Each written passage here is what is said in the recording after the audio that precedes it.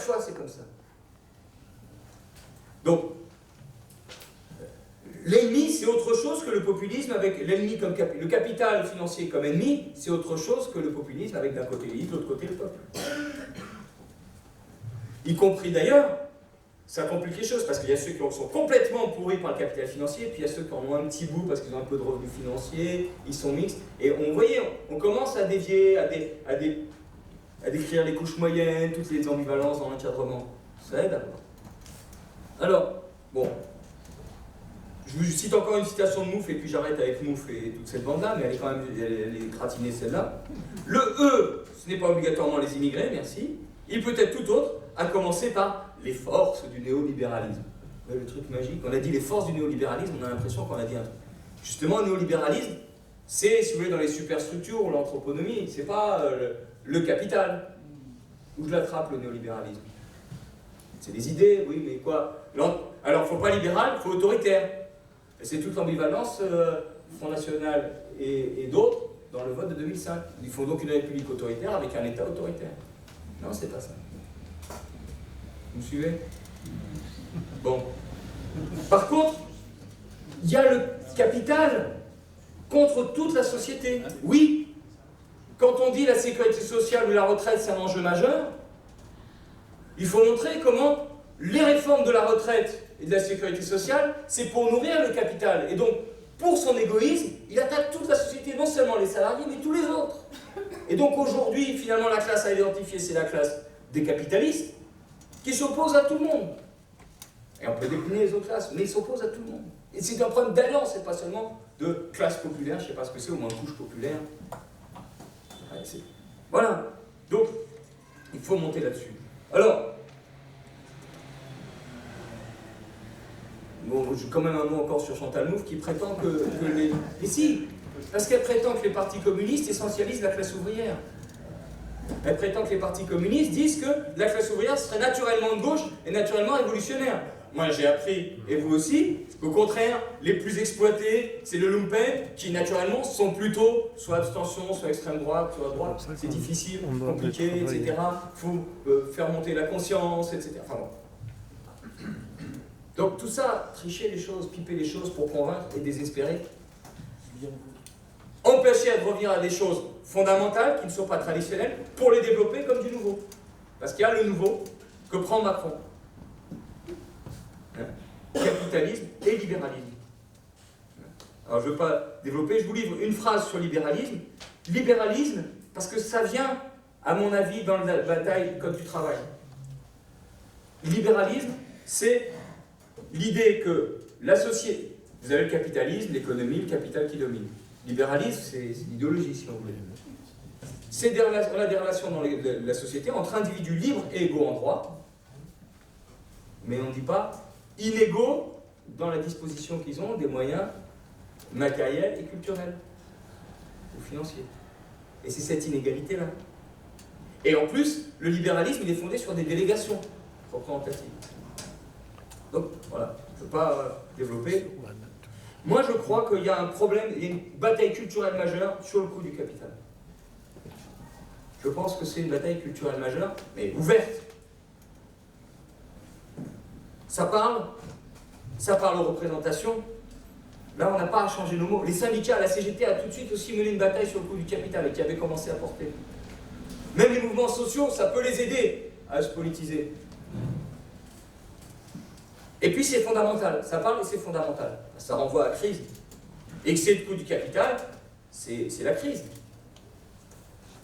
Et qu'est-ce qu'on cherche? Ne pas faire reculer le coût du capital parce qu'il n'est pas beau, mais parce qu'on est des obsédés du capital. Oui, on a compris que c'est important le capital, on est un peu obsédés. Mais pas comme ça parce qu'on fait une fixette. Parce que pour baisser le coût du capital permet de faire les dépenses d'efficacité nouvelles. Pour une autre efficacité. Les capacités humaines, qualification, salaire, formation, services publics, recherche, protection sociale. Et ça permet donc, il y a un rassemblement potentiel qui est important. Donc, et en même temps, c'est très radical, cette histoire de coût du capital. C'est une radicalité très forte qui permet de se libérer, finalement, de cette domination qu'on a aujourd'hui pour faire non pas mieux le travail, mais toute la culture, l'anthroponomie, la civilisation, tout le reste. C'est ça qui est fondamental. Donc, je pense que pour la gauche, il y a un problème de politique fondamentale, de bataille d'idées, bataille politique et bataille de création. Alors, je prendrai deux exemples brièvement avant de finir sur le parti et les organisations politiques. Je sais que je suis trop long, mais je n'ai pas réussi à sauter plus que ce que j'ai sauté. Un, parce que nous avons un problème de radicalité, un problème politique, de faire des choses radicales, mais accessibles dès maintenant. Moi, dans mon jargon, je dis radical et graduel. À un moment, on disait pas à pas, le socialisme, des choses comme ça. Radical et graduel. Nous proposons, nous disons, l'argent des banques, c'est une question majeure qui doit être, d'abord, on fait le parallèle avec les fusils et les tanks, détruits aujourd'hui, et il doit être utilisé pour développer. Donc il faut prendre le pouvoir sur l'argent des banques, pour sortir le travail et les salariés de cette domination du capital. Donc il ne faut pas qu'il fonctionne comme du capital. Donc l'argent, il aille, non pas pour faire plus de profit, mais pour faire... On met d'autant plus d'argent et d'autant moins cher que ça développe l'emploi, les capacités humaines, la formation, les bonnes productions. C'est ça. Et nous avons cette idée de fonds régionaux pour l'emploi et la formation. L'idée de fonds régionaux, elle est un peu partout, elle est même dans le projet de sécurité d'emploi et de formation. Ça peut être quelque chose de fondamental. Parce que, bien sûr, il faut changer la façon de faire du patronat, mais par les banques et par les fonds régionaux, nous avons un levier pour obliger le patronat à changer. Nous avons une légitimité, l'argent des banques, c'est l'argent de tout le monde. Et nous avons un levier à partir de positions institutionnelles, des régions, voire des départements, qui peuvent avoir des fonds qui agissent. Comment? En bonification. L'idée, c'est d'obliger le capital à faire autrement, en disant, nous sommes prêts à baisser le coût du capital, avec un fonds départemental ou un fonds régional, si l'investissement qui est financé par ce prêt, si les banques sont prêtes à financer, et si l'investissement qui est financé par ce prêt développe l'emploi, la formation, les qualifications. Et d'autant plus qu'on financera, d'autant plus on baissera le coût du capital.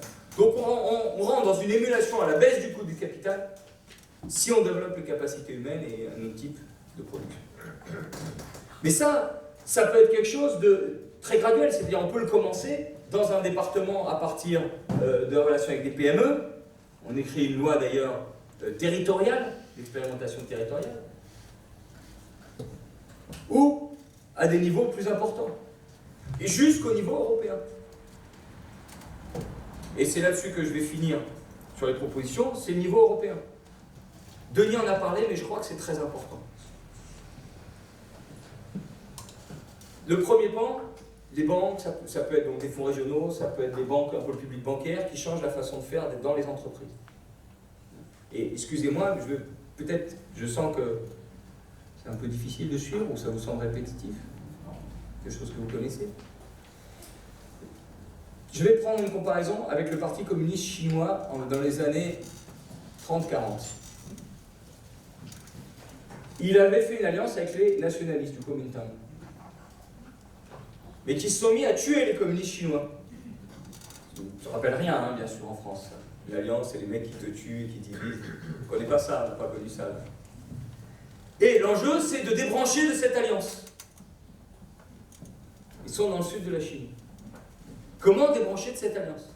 Et donc, ils décident, ce qu'on appelait la longue marche, de débrancher de cette alliance. Ils sont au sud, face au sud, ils font 6000 km pour revenir tout au nord là-haut. Et ils ont pris des coups en débranchant. Ils ont perdu des plumes, des morts, des camarades valeureux, on peut dire. Et en même temps, ils ont construit des communes populaires, la confiance de la population, des expérimentations dans un pays gigantesque. Il nous faut débrancher, on perd des plumes et construire l'expérimentation. Voilà ce que je pense sur la radicalité. Et je pense qu'aujourd'hui, dans la situation de révolution pacifique, toute la bataille sur les fonds régionaux ou sur les services publics, qu'ils soient services publics municipaux ou nationaux, elle fait partie de cette expérimentation, ou bien sur les bagarres sur les entreprises pour une autre gestion. Voilà.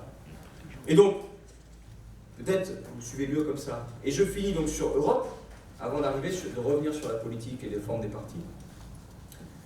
La proposition que nous faisons et qu'a développée Denis, je pense qu'il faut qu'on s'en saisisse tous, et moi je crois qu'il faut peut-être réfléchir au lancement d'une grande pétition européenne pour ça. La direction du Parti communiste s'y était engagée. Je fais partie de la direction, d'accord, je siège à l'exécutif, qui est un salon où on cause. Franchement.